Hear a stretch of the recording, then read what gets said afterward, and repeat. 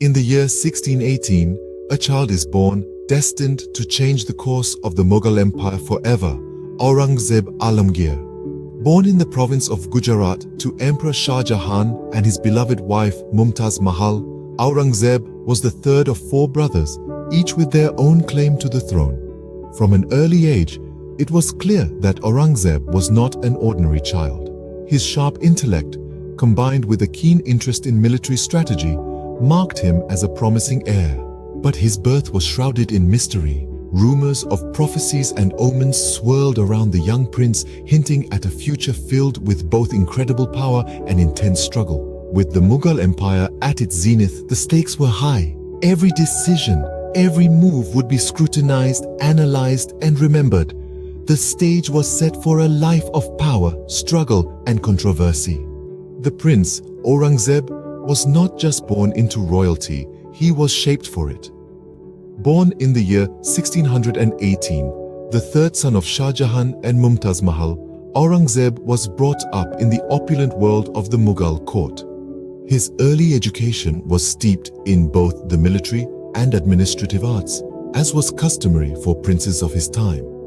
He was tutored in Persian, Arabic, and the Quran, along with the arts of war, strategy, and leadership. But it was not just his formal education that shaped him. Aurangzeb was a keen observer of the political intrigue that constantly brewed within the palace walls. He watched, learned, and strategized, absorbing the essence of power and the delicate art of maintaining it. In his youth, Aurangzeb was granted the title of Shahzada, or prince, and was appointed the viceroy of the Deccan, a vast region in southern India. This was no ceremonial title. It was a rigorous test of his administrative skills and military prowess. Here, Aurangzeb proved his mettle, skillfully managing the complex politics of the region and showing a deft hand at military strategy. Yet his rise was not without controversy. He was embroiled in a bitter power struggle with his brothers, a fight that would eventually lead to his ascension to the throne. His ability to navigate these treacherous waters revealed a prince who was not only well-trained, but also shrewd, calculating, and unflinchingly ambitious. Aurangzeb's early life was a crucible that forged him into a formidable prince.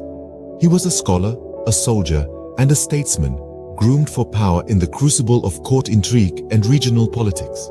His rise was a testament to his skills, his ambition, and his indomitable will. Aurangzeb was not just a prince, he was a force to be reckoned with. In the brutal war of succession, the throne was the ultimate prize. It was a time of treachery, of cunning and guile. As the sons of Shah Jahan jostled for the Mughal throne, the year was 1657, and the emperor's sudden illness had sparked a bloody power struggle within the royal family. Aurangzeb, the third son, was stationed in the Deccan far from the capital. His brothers, Dara Shikoh, Shuja, and Murad Bakhsh were closer and had already begun maneuvering for the throne. But Aurangzeb was not one to be taken lightly. He was a seasoned general, a shrewd politician, and a master strategist. He'd been waiting for this moment, and he was prepared. The war of succession was as much a battle of wits as it was of armies. Aurangzeb, known for his strategic acumen, decided to play a waiting game. He watched as his brothers, eager for the throne, made their moves and made mistakes. As they weakened each other, Aurangzeb gathered his forces, biding his time. Then, in 1658, he made his move. In a series of swift and brutal campaigns, he defeated his brothers. Dara Shikoh was captured and executed. Shuja fled to Arakan, where he disappeared. Murad, who had initially allied with Aurangzeb, was arrested on charges of disloyalty and later executed. Now, the throne was his, but the cost was high. The war of succession had not only drained the empire's resources, but it had also fractured the royal family, creating deep divisions that would haunt Aurangzeb's reign. It had turned brother against brother, son against father. The Mughal court, once a place of culture and refinement, had become a battlefield. Furthermore, the war had revealed Aurangzeb's ruthless ambition, earning him many enemies within the court and beyond. His reign, though long and eventful, would be marked by rebellion and conflict. By 1658, Aurangzeb had claimed the throne, but at a heavy cost.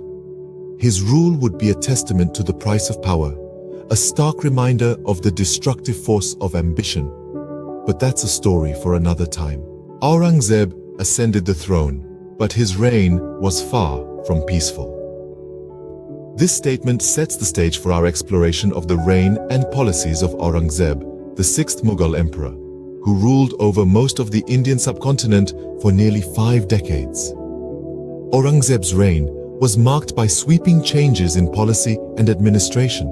He was a strict adherent of Sunni Islam, and his faith deeply influenced his governance. This was evident in his implementation of the Islamic legal code, the Sharia, and the reintroduction of the jizya, a tax levied on non-Muslims. However, his policies were not limited to religious matters. Aurangzeb was a shrewd strategist who significantly expanded the Mughal Empire, stretching it to its greatest extent. He conquered new territories, including the powerful kingdoms of Bijapur and Golconda in the Deccan. His military campaigns, while successful, were also costly, draining the empire's resources and manpower. Despite his military successes, Aurangzeb's reign was marked by a series of rebellions and uprisings. His religious policies in particular stirred discontent among his Hindu subjects. This unrest culminated in numerous revolts, most notably the Rajput and Maratha rebellions, which challenged the emperor's authority and drained the empire's resources. Aurangzeb's intolerance of other religions was a significant departure from the policies of his predecessors, who had championed religious tolerance. This shift created a climate of fear and resentment among his non-Muslim subjects, further fueling the flames of rebellion. The emperor's reign was also characterized by a shift in cultural policies. Unlike his predecessors, who were patrons of the arts, Aurangzeb banned music and painting, believing them to be un-Islamic. This led to a decline in the cultural richness that had characterized the Mughal court. Aurangzeb's reign was a period of military conquest and religious intolerance. His policies, while expanding the empire's borders, also sowed the seeds of dissent among his subjects, leading to a series of rebellions that would ultimately challenge his rule.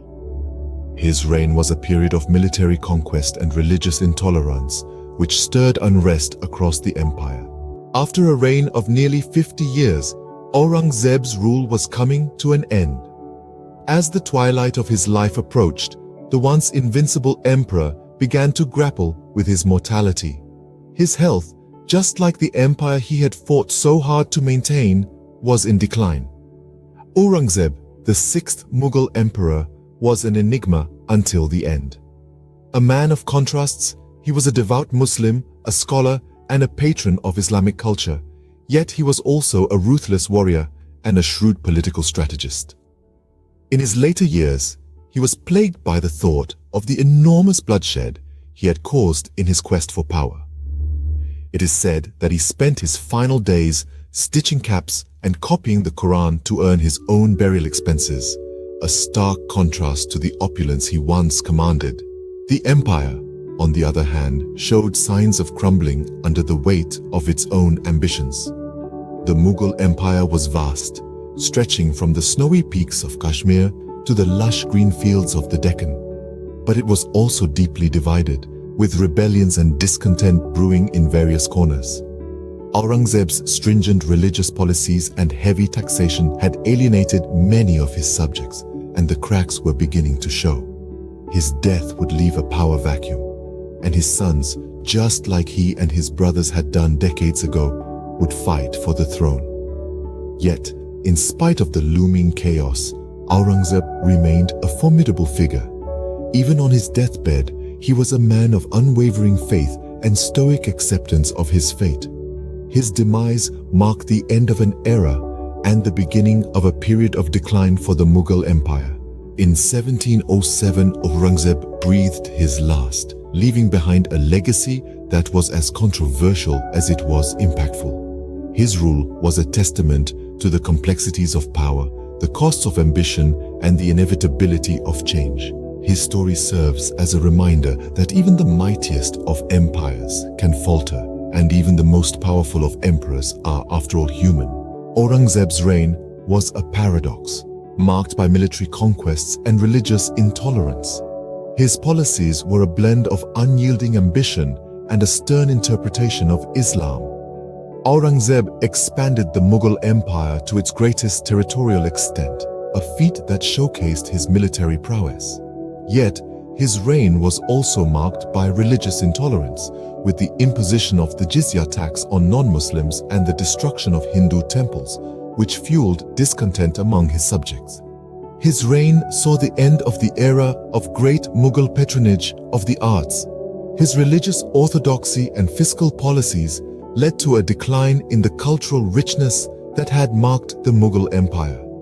Yet, despite the controversies, Aurangzeb left an indelible mark on the Mughal Empire, shaping its history and its legacy. Aurangzeb Alamgir, a figure of historical significance, continues to be a subject of debate and intrigue to this day.